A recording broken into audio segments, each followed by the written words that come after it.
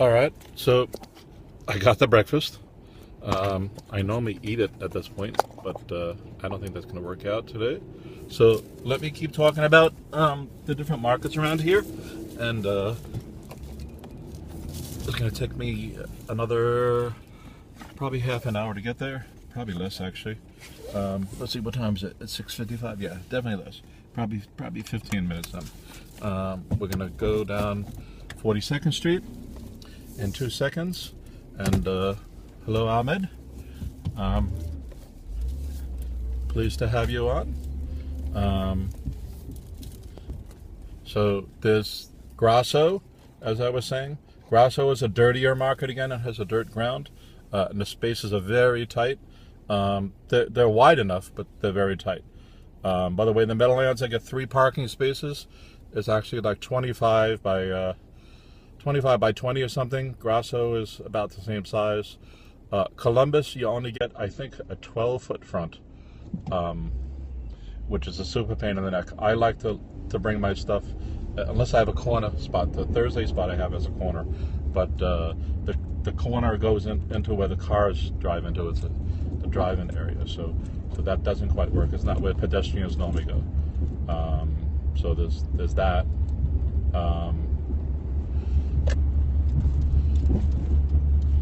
Grasso, also when you go to the Meadowlands,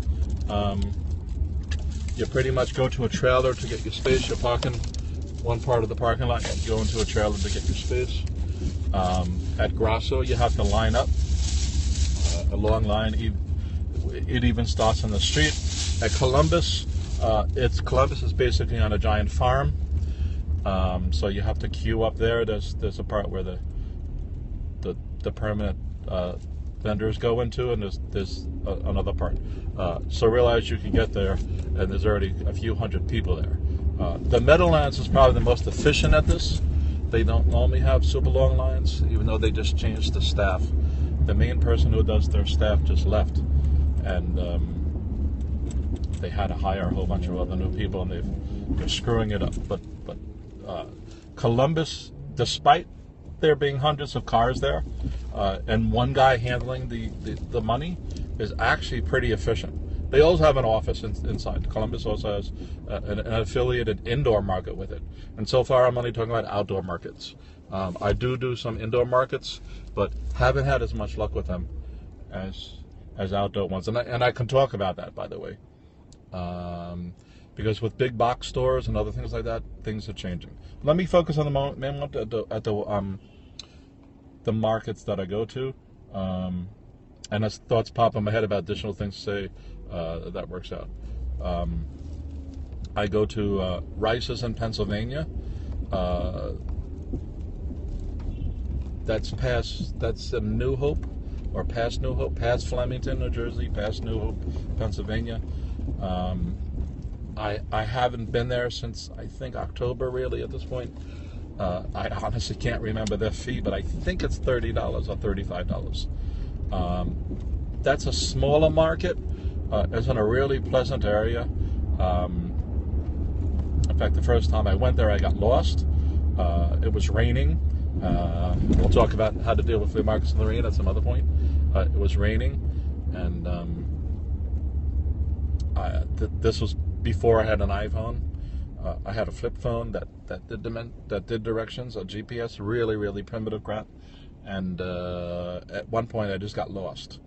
And I'm in the middle of nowhere. It's just farms and country roads, and I'm not even talking about wide country roads. Like barely one car could fit down it, even though they were two-lane things.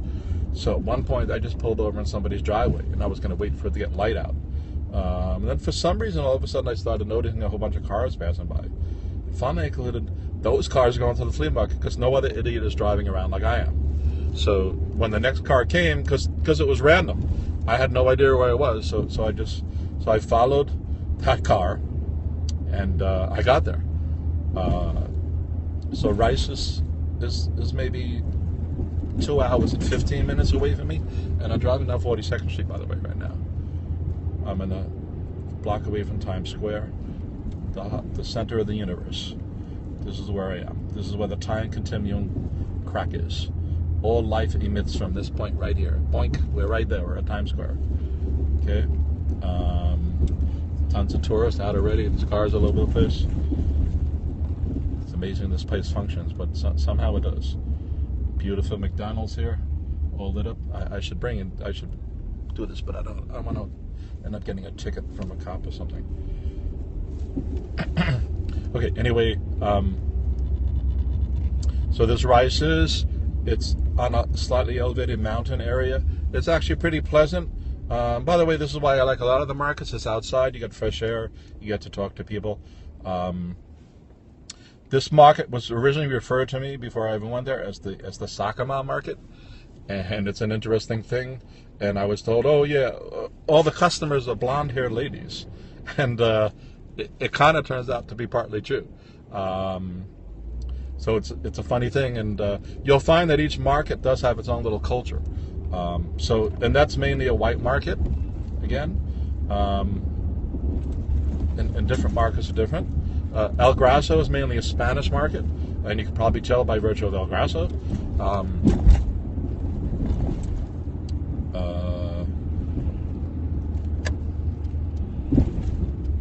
Oh, by the way, I'm 3 blocks from the tunnel. We're supposed to have an internet connection going through the tunnel, but I may end up getting cut off there. So if I do, I might end the scope at that point and resume it maybe tomorrow with the same thing, or on the way home, or whatever. I noticed that when I've been playing scopes on my long drives to these markets for the past 2 weeks, and it just sucks the damn battery life out of my phone. I was at 100% when I started, and it's plugged into the freaking car lighter, and I'm already at 87, so it goes negative. Periscope, my phone even shut down one point. My daughter's phones have often gotten, especially with, say, the iPhone 4, phone too hot, turn off or whatever. All right, what other markets to go to? Oh, there's Englishtown. That's in, I'll call it northern New Jersey. I don't know if technically that's correct. Englishtown is also on a dirt market. I've had great times in Englishtown and also not great times. Actually, that's true of all markets, but with Englishtown, for me, it seems to be a flip of a coin. I've done Englishtown at 20-degree weather with snow on the ground and 30-mile-per-hour winds where I made $500. It just totally blows your mind. And yes, people come out in rain. Yes, people come out in snow. It's often the vendors who are leaving. So Englishtown, I think they have 2 prices, if I'm remembering right. So I haven't been to Englishtown since November or December either.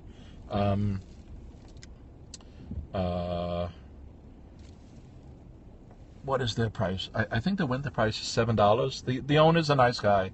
By the way, the owners of a lot of these markets are weird. Some are nice, some can be nice or not nice on the flip of a coin. Anyway, I think the summer price is $15. Some of their tables are pretty dilapidated. I have my own tables. Like the Meadowlands doesn't have.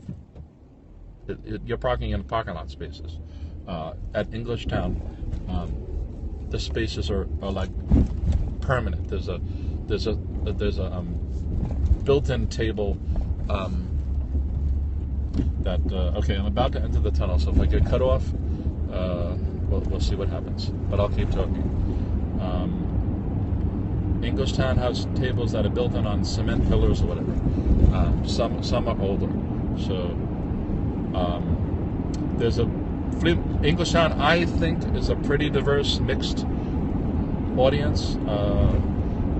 All different denominations, all different giant yard sales, which is only for used stuff, cleaning out your attic, getting rid of garage junk, stuff like that.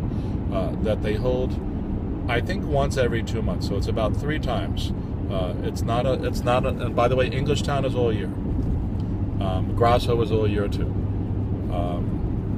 Stormville is only in the spring and the summer and the fall. Their first show, I think, is April 23rd. I'll say. It's normally on Saturday and Sundays only, and and sometimes it's just on the Saturday, and sometimes it's just on the Sunday. Flea market wise, in the pure flea market, the flea market there is split up into new, used, and antique. Formally, there's no sections, but informally, that's kind of how they set it up. So Stormville is a wonderful place. It's often, sometimes, my best location. The thing about Stormville, I find, is that you want a good spot there for sure. You can be put into another thing. It's in an airport. I guess it was for propeller planes, which is not functional anymore. So it's probably a mile long strip or so. Let me concentrate here because I'm going to come into a sunblock in a second, so I don't want to crash. You can get me dying on video. Okay, 3, 2, 1. Okay, we're good.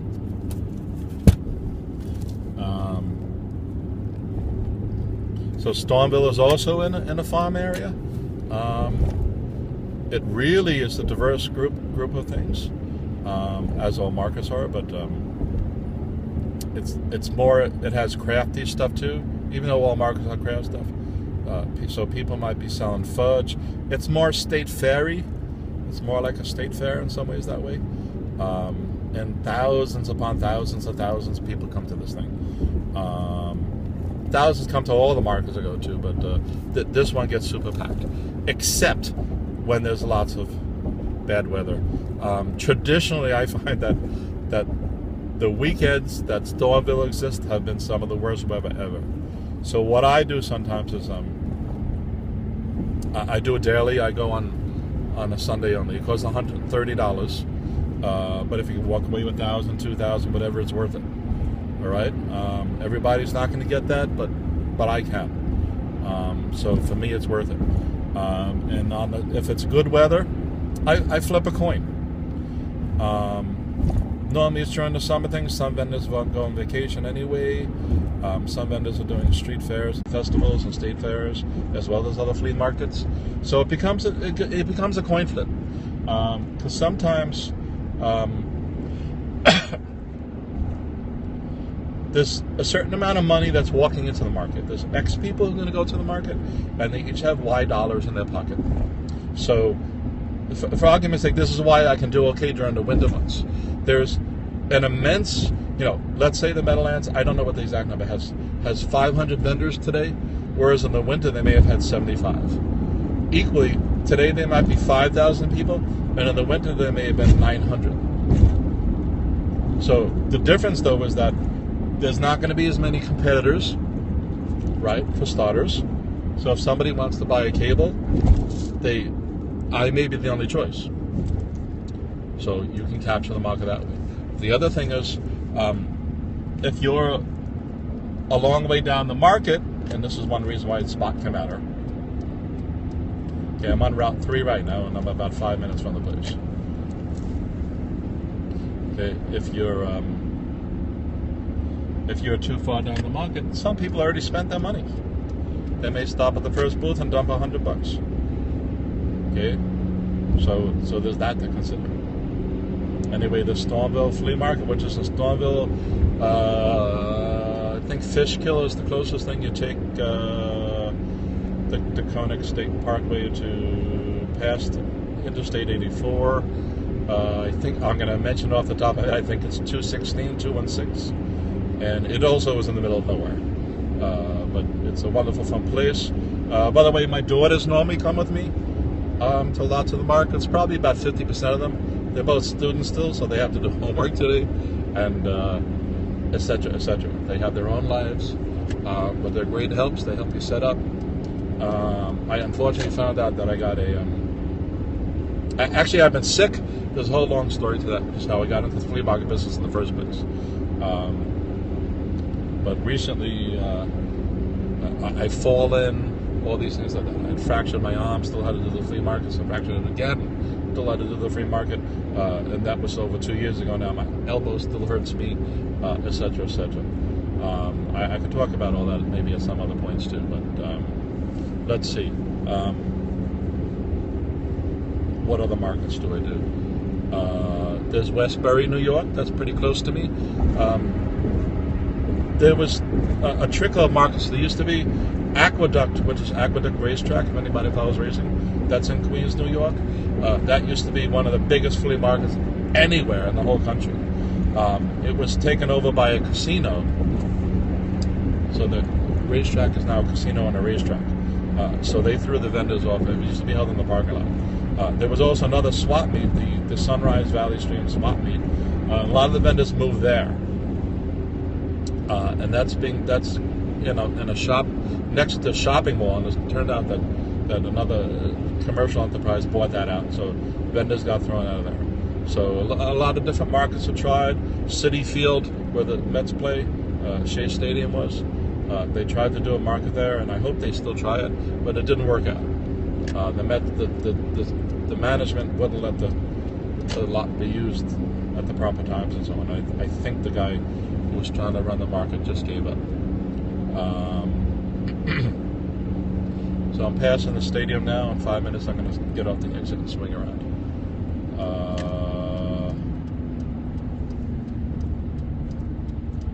So there's one in Westbury where the Westbury Music Fair is. I think it opened up last week. That's hit or miss as well. That is, I think that went up to $100, which in my opinion is ridiculous. It's close by me, so I don't particularly like the market, but I'll say it's a fair weather friend market, so that if it's raining in New Jersey and it looks like it's not really going to go east past Brooklyn or whatever, I might end up doing that. That one's pretty close to me,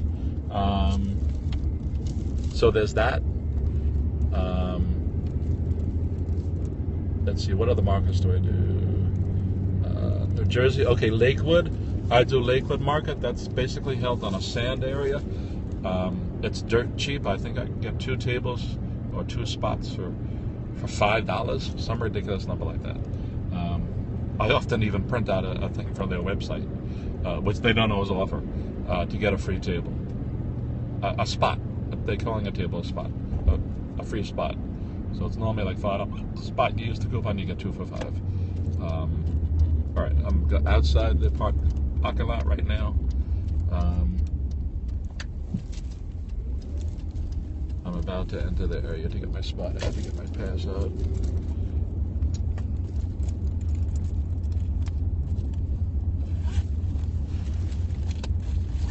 Let me see here.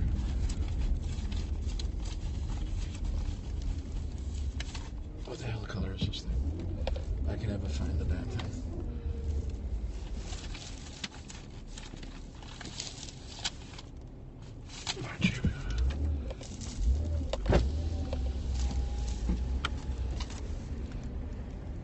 How you doing? All right, how are you doing? Good. All right, so where was it? Oh, Lakewood. That's in, I'm going to call that South Jersey, and it's pretty much along the east. I think it's very close to the water.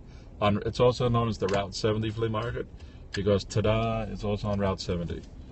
All right, so I'm at the market. It's 7:15 as I predicted. I gave you a few numbers, but that was one of them. I don't want to run anybody over, so I'm talking. All the vendors are not here yet. In the next 45 minutes, it's going to basically transpire into a flea market wonderland. A flea market wonderland. Lakewood is also a mixed thing. It's held in a sand thing, so you have to watch out. By the way, at most markets,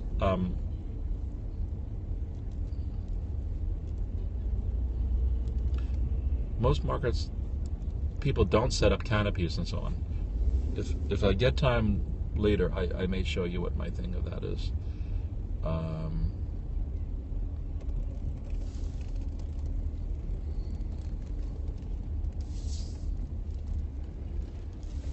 There's Lakewood, and I've done okay on there. It's on Fridays. Actually, it's on other days too, but I've only done on Fridays.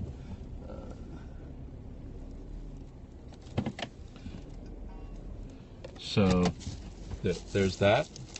I don't know how to block the sun on me.